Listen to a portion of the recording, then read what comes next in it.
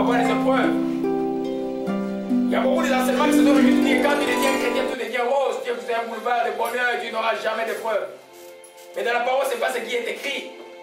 Les épreuves, comme nous l'avons étudié, Dieu les met pour un but précis. Je vais juste te rappeler pour ceux qui ne sont pas là, nous avons vu il y a plus de 5 dimanches que les épreuves nous arrivent dans la vie pour la première raison est que Dieu veut tester notre fidélité pour voir si nous croyons vraiment en lui.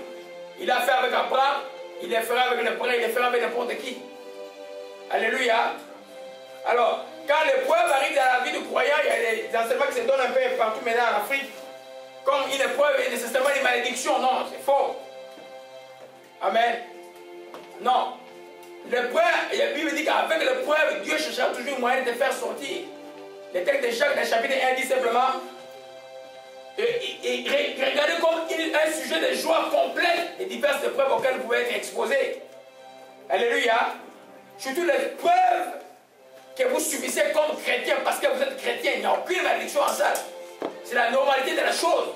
Qu'un chrétien soit persécuté ou les gens cherchent, ou dans ton boulot on voit que tu es chrétien, on essaie de faire des choses pour te déranger. Ils n'ont pas tort de le faire parce que l'esprit qui est en eux, ce n'est pas l'esprit de Dieu. L'esprit de Dieu est toujours, l'esprit du monde est toujours en opposition avec l'esprit de Dieu.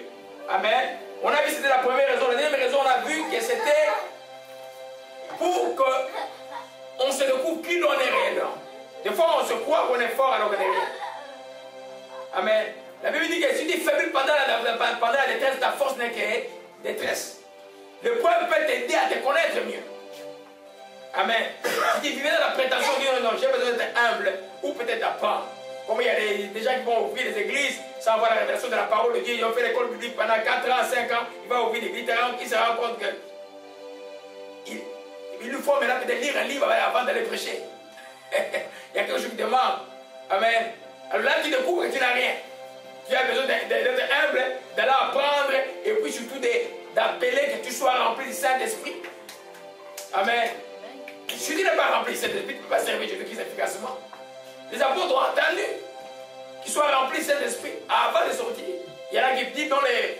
Je vais un peu sortir du sujet, je ne sais pas pourquoi. Il y en a qui croient que le baptême du Saint-Esprit est notre dispensation. Non! Nous sommes dans la dispensation des apôtres jusqu'à aujourd'hui. Nous continuons les actes des apôtres, mes bien-aimés. Alléluia. Jésus a dit que nous ferons des choses plus qu'il en a fait. Mais nous n'avons pas encore fait, même pas un centième de ce qu'il a fait. Il y a un problème. Il y a un schéma que nous ne suivons pas. Alléluia.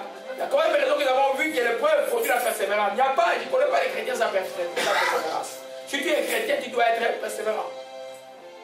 Amen. La cinquième raison que nous avons vue est quand vous êtes bien, quand vous avez des moyens, quand vous êtes en bonne santé, où vous pouvez aider beaucoup de gens, vous aurez beaucoup d'amis. Mais pendant l'épreuve, c'est alors que vous allez découvrir vos amis. L'épreuve nous aidera à découvrir qui est véritablement mon ami, qui est véritablement votre ami. C'est pendant l'épreuve que vous allez découvrir. Amen. S'il n'y a pas d'épreuve, même dans les familles, des fois, tu trouves, quand il y avait l'argent, tout le monde t'appelle les grands frères. Quand il n'y a plus d'argent, il y en a qui commencent à t'appeler par ton prénom. C'est des choses qui arrivent, n'est-ce pas? Amen. Amen. C'est comme dans certains couples, quand les maris avaient l'argent, les femmes étaient soumises, mais quand le mari n'a plus l'argent, la femme n'est plus soumise. C'est l'épreuve qui a fait sortir la chose. Alléluia. L'épreuve est importante dans la vie du croyant. Mais comme nous avons dit au départ, nous avons commencé notre enseignement avec le psaume 34, verset 20 qui dit simplement: le malheur atteint souvent l'Égypte, mais l'Éternel en délivre toujours. Donc chaque fois que tu as une épreuve, toi comme chrétien, dis, ben tu es là l'épreuve, je te vois. Tu vas me faire souffrir des fois comme Job, mais je sais que tu m'en sortirai. Parce que l'Éternel va me délivrer toujours. Alléluia. Et puis, on est arrivé à la 7e raison, j'ai sauté la 5e. Quand on s'écarte de la vérité, quand on n'écoute pas Dieu, les enfants de Dieu, il faut obéir à Dieu.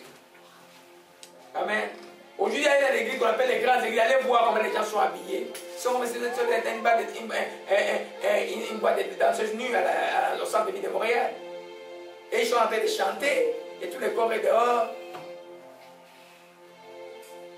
Parce que la crainte, et puis c'est eux qui sont tout le temps dans les épreuves, tout le temps. Et quand ça marche, on va chercher le pasteur qui est caché quelque part dans la ville.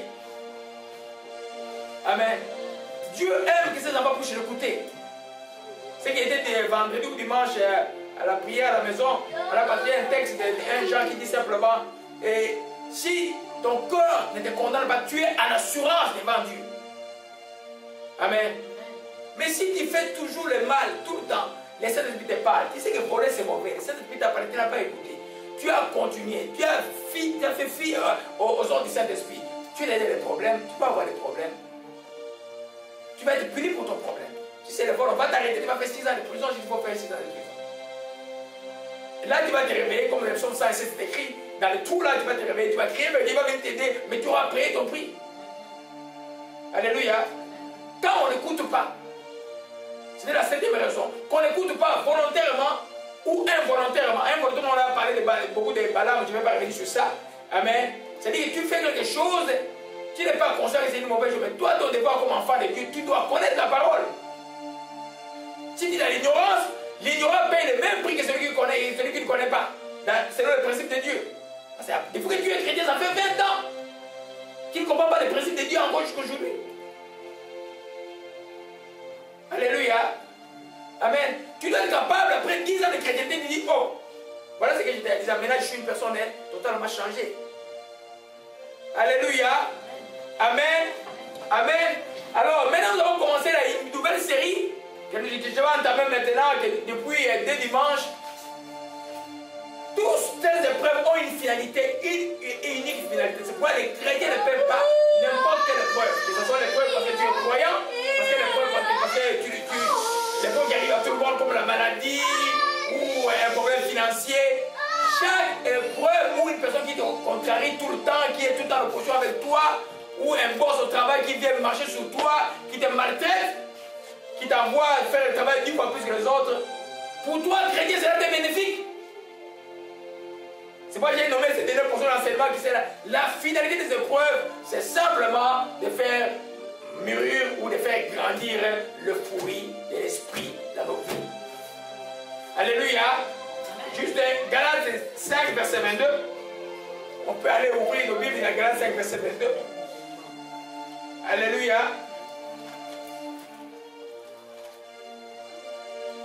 Amen. Galates 5, verset 22. Amen. Il faut s'assurer avec la nouvelle camarade que les chiffres sont en train de compter. Si les chiffres comptent, c'est que ça enregistre. Alléluia. Alléluia.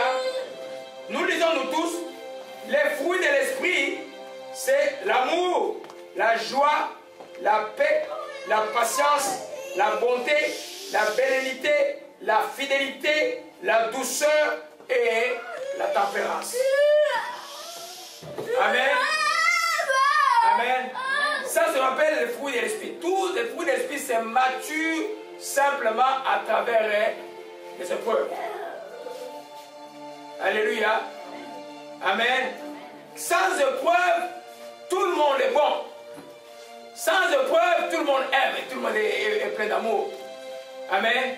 Sans épreuve, tout le monde a la joie. Mais ce n'est pas la joie qu'ils ont. Ils sont contents. Parce que la joie du Saint-Esprit, tu l'as tout le temps. Alléluia. Je vous ai parlé il y a 2 dimanches dans l'histoire chrétienne à Rome, ceux qui étaient à Rome, dans le Colisée qui est juste en face de la gare de Rome. Là, c'est passé la persécution des chrétiens. On le brûlait. Il est écrit dans les livres historiques que quand Néron le brûlait, ils étaient en train de louer Dieu. D'où est venue cette joie de louer pendant qu'on est dans les épreuves? D'où est venue la joie que Paul et Silas avaient dans Actes chapitre 13 pendant qu'ils étaient battus toute la journée et qu'ils étaient dans la prière profonde? C'est de cette joie qu'on parle. C'est la joie du Saint-Esprit. Amen. L'Esprit parle du fruit, c'est un seul fruit. C'est-à-dire que c'est comme une orange, c'est le fruit qui représente bien ce texte. Amen. Si tu as un peu d'amour, tu auras un peu de joie, tu auras un peu de paix, tu auras un peu partout jusqu'à la maîtrise de soi. Mais pendant l'épreuve, ces choses vont grandir. Alléluia. On a déjà parlé, il y a 2 dimanches, nous avons parlé comment est-ce que l'amour se développe dans l'épreuve. J'ai juste pris l'exemple du Congo, un pays que je connais bien. Amen. Et avant 70, tout le monde était bon là. Moi, je me rappelle, mon père, on quittait l'église, en cours de vie, il distribuait l'argent aux gens, tout le monde était bon. Parce que tout était bon. Le salaire était bon, la richesse était là. Mais depuis les années 90, je vous dis que même dans les familles, vous voyez que la méchanceté augmente. Même les gens qui paraissaient être bons ne le sont plus. À cause de la précarité. Alléluia. Mais ceux qui ont connu Christ, même pendant l'épreuve, ils vont être bons. Ils sont bons tout le temps. Ils ont l'amour tout le temps. Alléluia. Amen. On a vu concernant l'amour, on a vu concernant la paix et la joie. Aujourd'hui, nous commençons rapidement avec la patience. Amen. Qui aimerait qu'on lui dise un jour, tu viens demander quelque chose, on dit, sois patient, attends. Ça y est, frère. Qui aime qu'on lui dise, attends. Amen. Amen. C'est qui aime, amen. Si tu sais attendre, tu es déjà un homme béni. Amen. Parce que les fast-food, là, dans les siècles, les choses ici, il n'y a pas beaucoup de fast-food. Amen. Je vous ai démontré dimanche passé, en vous posant une question, si quelqu'un a une maladie aiguë, et il fièvre qu'il est terrasse, il a mal au dos, et puis il vient à une réunion de prière, donc sur les guérisons ici, nous prions pour lui, la personne est guérie. Et une personne a une maladie chronique, comme le lupus, ou une personne qui va suivre, elle va suivre ça. Et nous avons prié pendant plus de 10 ans. Mais finalement, la personne est guérie. Spirituellement, qui a un gain? Le deuxième. Amen. Je dois dire que même moi, je n'aimerais pas être dans les épreuves. Mais quand l'épreuve est là, je dois avancer. Amen. Amen. L'épreuve d'être chrétien, ça n'y a pas de problème. Je peux le vivre sans problème. Mais les autres épreuves, ça peut être très dur pour quelqu'un. Mais ça t'apprend toujours quelque chose. Amen. Alors nous allons voir comment les fruits de la patience se développent. Alléluia. Amen. Amen. Alors, rappelons-nous toujours que pendant les épreuves, pendant les calamités, pendant la crise, les gens, tous ces fruits-là sont négatifs.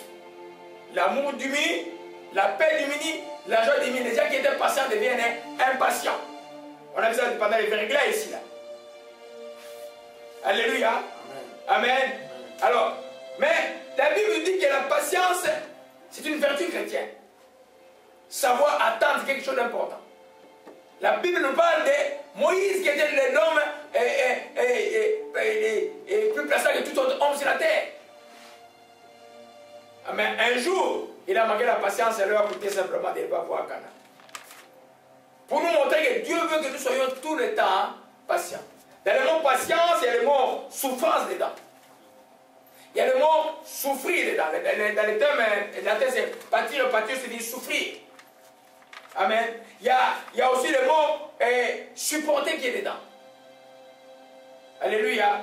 Quand la Bible dit vous supportez les uns les autres. On va voir un peu en détail comment est-ce que l'Esprit m'a conduit là pour vous dépeindre les sujets. Alléluia. Amen. Amen. Donc quand on te dit sois patient, tu es vraiment dans la volonté de Dieu. Alléluia. C'est vrai que nous aimerons des réponses vite dans beaucoup de choses. Mais des fois, l'Esprit aimera beaucoup que nous soyons patients. Surtout la patience par rapport aux autres. Ou la patience par rapport aux réponses de Dieu que nous attendons. Nous allons voir ça en détail tout à l'heure. Alléluia. Amen. On va commencer avec la parole. Allons dans Jacques 1, chapitre 4.